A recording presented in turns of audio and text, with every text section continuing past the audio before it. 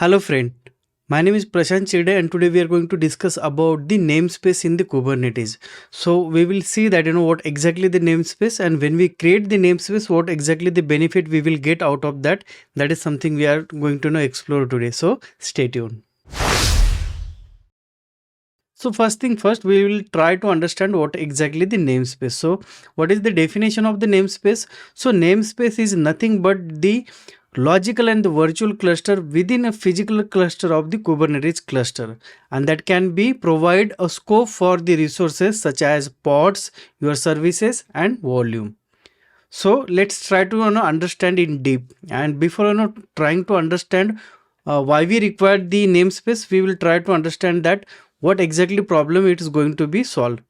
And to know that what exactly problem the namespace is going to be solved, we should know about that what exactly the problem currently we have.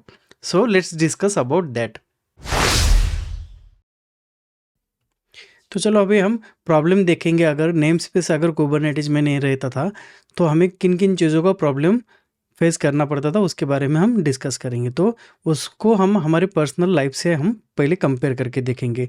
तो मान लो आपका Kubernetes का cluster को हम मान लेते हैं एक घर है, और एक घर में पेरेंट्स रह रहे, ठीक है। तो अगर हम यहाँ पे देखेंगे तो इनको एक बच्चा है जिसका नाम है जॉन। अगर इनको दूसरा बच्चा हो जाएगा तो उसका नाम ये जॉन नहीं रखेंगे, ठीक है। अगर इसका नाम अगर वो जॉन रख देंगे तो एवरीथिंग विल गेट कंफ्यूज कि जॉन कौन है और कौन से जॉन को उसको बुलाना है। अगर जॉन दोनों घर के अंदर रहेंगे और किसी ने बाहर से आवाज़ दी है तो इनको भी पता नहीं रहेगा कि बाहर जो खड़ा आदमी है वो किसे बुला रहा है। तो उस केस में क्या होगा, ये जैसे ही एक्सेप्ट नहीं होता है वैसे ही कुबरनेटिस में अगर एक नाम से अगर आप दो रिसोर्सेज बनाते हो तो एक्सेप्ट नहीं होगा। तो यहाँ पे मेरे क्लस्टर पे देखोगे तो फिलहाल एक इंजीनियर्स नाम से मेरा एक पॉड क्रिएटेड है।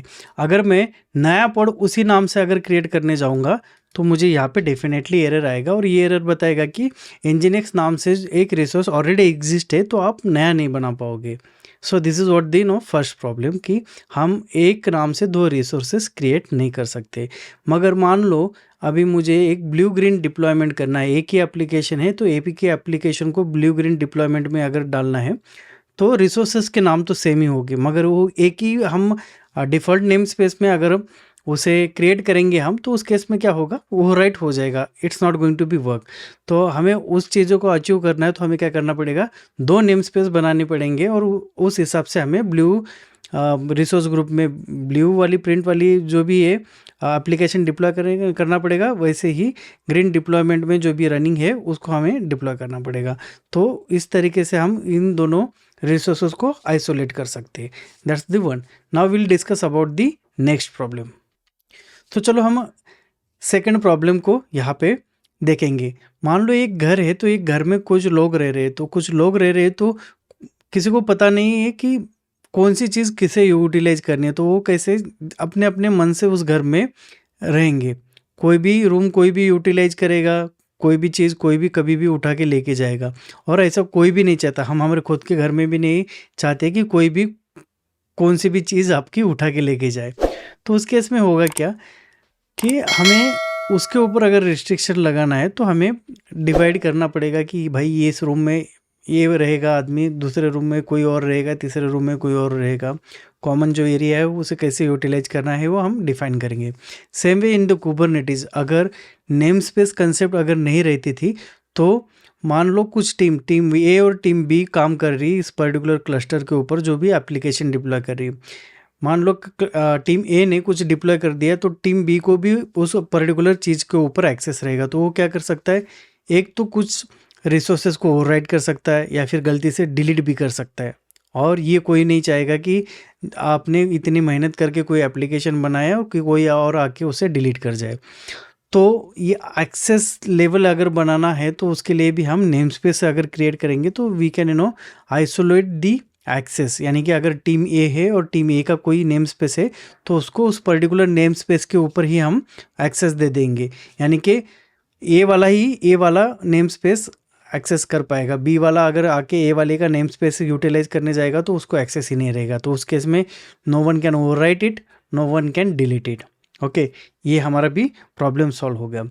थर्ड प्रॉब्लम अगर हम यहाँ पे देखने जाएंगे, अगर मुझे कुछ रिसोर्स लेवल का रिस्ट्रिक्शन लगाना है, वो भी पर्टिकुलर एप्लीकेशन के लिए, और अगर नेम स्पेस अगर नहीं रहता था तो क्या होता था, अगर मैंने कुछ रिस्ट्रिक्शन लगा दिया तो वो रिस्ट्रिक्शन सब लोगों के लिए लग जाता था।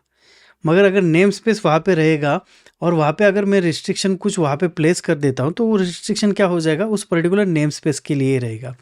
तो हो क्या रहा है, जब भी हम पॉड क्रिएट करते हैं या फिर क्लस्टर में वर्चुअल नेम स्पेस क्रिएट करते हैं, तो हमारे जनरल लाइफ में हम 2 घर बनाएंगे। 2 घर में जॉन को हम शिफ्ट कर देंगे जहाँ पे उसकी ज़रूरत है, यानी कि जॉन नाम का जो भी एप्लीकेशन रहेगा वो अलग नेम स्पेस में रहेगा या फिर अलग घर में रहेगा, ऐसा मान लो। और जब भी हमें उसके ऊपर कुछ रिस्ट्रिक्शन लगाए उन्होंने एप्लीकेशन के ऊपर, या फिर आपको कुछ रूल्स लगाने हैं, तो वो रूल्स भी हम उस पर्टिकुलर नेम स्पेस के ऊपर लगा सकते हैं। ताकि क्या होगा, वहाँ पे जो भी रिसोर्स लेवल का रिस्ट्रिक्शन है वो भी आप लगा सकते हैं, और सब लोगों को पता चलेगा कि इस पर्टिकुलर यानी कि नेम स्पेस के ऊपर किसे एक्सेस है, वही लोग उस पर्टिकुलर नेम स्पेस को एक्सेस कर पाएंगे। तो चलो हमारी तीनों प्रॉब्लम हम एक साथ देख लेंगे। पहला प्रॉब्लम क्या है, everyone can accessing and modifying the resources of any other user. ये यहाँ पे जो भी प्रॉब्लम है वो प्रॉब्लम है, ठीक है। सेकंड प्रॉब्लम है, एक नाम के साथ हम 2 रिसोर्स क्रिएट नहीं कर पा रहे, और we are unable to add the multiple resource quota on the particular default name space, ठीक है, क्योंकि वो सबको अप्लाई हो रहा है। और ये तीनों प्रॉब्लम कौन सॉल्व करेगा, ये तीनों प्रॉब्लम हमारा नेम स्पेस सॉल्व करेगा। तो हम जब भी नेम स्पेस क्रिएट करेंगे, ये हम तीनों चीज़ें अचीव कर लेंगे। तो चलो हम जानते हैं अभी कि हम नेम स्पेस कैसे क्रिएट कर सकते हैं। हम नेम स्पेस 2 तरीके से कर सकते हैं, एक इंटरेक्टिव वे और एक है डिक्लेरेटिव वे। पहले हम इंटरेक्टिव वे से देखेंगे। इंटरेक्टिव वे से अगर आपको नेम स्पेस क्रिएट करना है तो आपको लिखना पड़ेगा kubectl क्रिएट नेम स्पेस, और नेम स्पेस का नाम देना है, और इस पर्टिकुलर नेम स्पेस को नाम देता हूँ मैं डेव। जैसे ये कमांड रन हो जाएगी तो नेम स्पेस हमारे लिए क्रिएट हो जाएगा। Let's check the name space, ठीक है। तो kubectl, या फिर हम क्या करेंगे, इस पर्टिकुलर नेम स्पेस में कुछ पॉड रन हो रहे क्या वो देखेंगे। kubectl get pod -n dev। आप यहाँ पे देखोगे तो फिलहाल कोई भी रिसोर्सेस इस पर्टिकुलर नेम स्पेस में नहीं है। अभी मैं पहली वाली अगर कमांड ये रन करना चाहता हूँ, क्योंकि मुझे अभी nginx का पॉड बनाना है, तो मैं क्या करूँगा, इसको -dev अगर कर देता हूँ तो अभी यहाँ पे पॉड क्रिएट हो गया। और ये पॉड कहाँ पे क्रिएट हो गया, ये पॉड हमारा क्रिएट हो गया उस पर्टिकुलर नेम स्पेस में, यानी कि डेव नेम स्पेस में। Let's validate it, kubectl get pod -n और डेव। आपको देखोगे तो यहाँ पे nginx पॉड रन हो रहा है। तो चलो यही चीज़ हम अभी डिक्लेरेटिव वे से करके देखेंगे। अगर मुझे डिक्लेरेटिव वे से अगर नेम स्पेस क्रिएट करना है तो let me change the directory. यहाँ पे नेम स्पेस यहाँ पे एलएस करूँगा तो मेरे पास नेम स्पेस नाम की एक YAML है। Let me cat that particular direct file. आप यहाँ पे देखोगे तो यहाँ पे मैंने मेंशन किया है कि इसका API वर्जन 1 है, काइंड नेम स्पेस है। मेटा डेटा में उसका सिर्फ नाम दिया है डेवलपमेंट करके, यानी कि डेवलपमेंट वाली जो भी एप्लीकेशन डेवलपमेंट का जो भी एरिया रहेगा वो यहाँ पे उसके पर्टिकुलर एप्लीकेशन के डेवलपमेंट करेगा और उसको टेस्ट करेगा। तो let me run the command kubectl apply -f, और ठीक है ये वाला मैं बनाऊंगा। सो यहाँ पे आपने एक देखा होगा तो यहाँ पे एक एरर है। तो ये error is nothing but it's saying that there is a problem with the YAML। यहाँ पे मैंने उसका नाम जो है वो डेवलपमेंट का जो भी नाम दिया है वो D जो है कैपिटल है, and we have to change that it to the lower case. So I will do that quickly. Name space और यहाँ पे इंसर्ट करके इसको D स्मॉल करेंगे हम, और इस पर्टिकुलर फाइल को सेव करेंगे और फिर से हमारी कमांड रन करेंगे। तो यहाँ पे देखोगे तो अभी इसने हमारा कॉन्फ़िगरेशन एक्सेप्ट किया है और इसने एक नेम स्पेस बनाया है डेवलपमेंट नाम से। Let's check the name space, kubectl get name space, ठीक है। तो यहाँ पे देखोगे तो एक डिफ़ॉल्ट नेम स्पेस हमारे दिखाई दिया, जो डेव हमने क्रिएट किया था वो भी यहाँ पे दिखाई दे रहा है, और ये डेवलपमेंट। बाकी ये जो आपको रिसोर्स यानी कि नेम स्पेस दिख रहे, रिसोर्स ग्रुप मेरे इसमें आ रहा है क्योंकि I just mostly work on Azure part, तो रिसोर्स ग्रुप पे आ रहा है। ये भी रिसोर्स ग्रुप जैसे ही है कि जैसे कि हम रिसोर्स यानी कि आपके रिसोर्स को आइसोलेट करते हैं बाकी रिसोर्सेज से, वैसे ही यहाँ पे हम कर रहे हैं, ठीक है। तो यहाँ पे ये जो भी नेम स्पेस देख रहे हो आप, ये हमने तो नहीं बनाए, तो ये है कुबरनेटिस जब क्रिएट हुआ है तब ये सिस्टम के नेम स्पेस बने हैं। तो यहाँ पे मैं जो भी बता रहा हूँ यहाँ पे ये है मेरा माइक्रो K8s, जो भी मैं क्लस्टर अभी रन कर रहा हूँ, this is not I am running on the AKS, ठीक है। तो ये प्रैक्टिकल के लिए मैं ये भी यूटिलाइज कर सकता था, इसके लिए मैंने इसे यूटिलाइज किया। तो ये तो बना हमारा एक मान लो जो भी हम नेम स्पेस क्रिएट कर रहे थे, ये सब नेम स्पेस यहाँ पे हमें दिखाई दे रही तीनों के तीनों, ठीक है। यहाँ पे हम नेक्स्ट सॉल्यूशन के ऊपर डिस्कस करेंगे, जहाँ पे हमें क्या करना है, इस पर्टिकुलर नेम स्पेस के ऊपर हमें रिस्ट्रिक्शन लगाना है in terms of the pods, यानी कि इस पर्टिकुलर एक डेव नाम का जो भी हमारा नेम स्पेस है उसमें 2 पॉड के ऊपर पॉड ना बने। तो let me show you one YAML file here, cat quota.yaml, और यहाँ पे देखोगे तो रिसोर्स का टाइप है इसका रिसोर्स कोटा, यानी कि हम रिसोर्स का कोटा लगा रहे और इसको नाम दिया है मैंने पॉड डेमो, ठीक है। उसके बाद में यहाँ पे रिस्ट्रिक्शन क्या लगा रहे, पॉड के ऊपर हार्ड कोटा लगा रहे 2 का, ठीक है।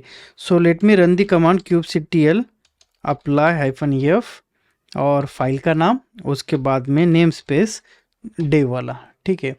तो यहाँ पे देखोगे तो हमारे यहाँ पे कोटा उसके ऊपर अप्लाई हो चुका है। So let's check the current pod status in this particular name space, ठीक है। तो यहाँ पे इंजीनिक्स नाम का एक पॉड क्रिएट हो रहा है, यानी कि हो चुका है और रनिंग में है। और हम क्या करेंगे, अभी नेक्स्ट वाला क्रिएट करेंगे, kubectl run nginx-1-2 - image is equal to nginx और name space is equal to dev, ठीक है। तो हमारा सेकंड पॉड भी क्रिएट हुआ है। चलो अभी हम तीसरा पॉड क्रिएट करने की कोशिश करेंगे। अभी यहाँ पे मुझे आ गया एरर, और यहाँ पे एरर बता रहा है कि यहाँ पे सिर्फ 2 ही पॉड हम क्रिएट कर सकते हैं। तो जो हमने प्रॉब्लम डिस्कस किए थे, हमने उसके सॉल्यूशन देखे। तो यहाँ पे हमने जाना है कि हम अगर नेम स्पेस क्रिएट करते हैं तो हमें बहुत सारे बेनिफिट होते हैं। तो चलो बेनिफिट भी जो हमने डिस्कस किए थे उसको एक बार उसके ऊपर से फोकस करेंगे। तो यहाँ पे हमें बेनिफिट क्या मिल रहे हैं नेम स्पेस क्रिएट करने के बाद, यानी कि हम रिसोर्सेज को आइसोलेट कर रहे हैं। यानी कि जो भी बंदा एप्लीकेशन टीम के ऊपर, यानी कि एप्लीकेशन फ्रंट का UI का अगर काम कर रहा है तो उसके लिए हम रिसोर्स ग्रुप बनाएंगे और उसका एक जो भी रिसोर्सेस है वो आइसोलेट हो जाएंगे। दूसरा बंदा अगर बैकएंड के ऊपर काम कर रहा है तो बैकएंड के लिए हम उसका एक नेम स्पेस बनाएंगे, तो उसके रिसोर्सेज भी अलग अलग नेम स्पेस में जाएंगे, कि यानी कि रिसोर्स आइसोलेशन यहाँ पे हो रहा है। दूसरा हमने एक्सेस कंट्रोल किया है, यानी कि हम इस पर्टिकुलर रिसोर्सेज को जो भी हम रिस्ट्रिक्शन लगा सकते हैं इन टर्म्स ऑफ द कौन से ग्रुप को या फिर कौन से यूज़र को परमिशन देना है, उसके बारे में भी हम यहाँ पे कर सकते हैं। मगर हमने इस पर्टिकुलर वीडियो में उसको कवर नहीं किया, क्योंकि वो हम करेंगे जब भी हम एक्सेस पॉलिसी के बारे में सीखेंगे, तब उसके बारे में हम वहाँ पे डिटेल में पढ़ेंगे। मगर that we can do utilising the name space. Third है रिसोर्स मैनेजमेंट। हमने अगर रिसोर्स मैनेजमेंट कर रहे हैं, यानी कि एडमिनिस्ट्रेटर को जो भी रिसोर्स मैनेजमेंट करना पड़ेगा उसके लिए वो इजी हो जाएगा, यानी कि कौन से बंदे को कौन से इसके ऊपर एक्सेस जा रहा है या फिर लॉजिकल ग्रुपिंग कैसे है, उसके ऊपर हमें कोटा कौन सा अप्लाई करना है, ये सब चीज़ें यहाँ पे आइसोलेट इन्वायरमेंट में हम अच्छे से कर पाएंगे। This is how we can utilise the name space in the Kubernetes, जहाँ पे हमें ऐसे बेनिफिट मिलते हैं और हम हर एक रिसोर्सेज को आइसोलेट करके अच्छे से उसे मैनेज कर पाते हैं। So that's it for today guys. I hope आपको यहाँ पे पूरी अंडरस्टैंडिंग हो चुकी होगी कि नेम स्पेस कैसे क्रिएट कर सकते हैं, उसके ऊपर हमें कोटा कैसे अप्लाई कर सकते हैं, या फिर नेम स्पेस क्रिएट करने के बाद हमें क्या क्या बेनिफिट मिलते हैं। आपको अगर ये कंटेंट अच्छा लगा हो तो don't forget to like this particular video, and we will meet into the new video with the new topic. Till that time, take care and happy learning.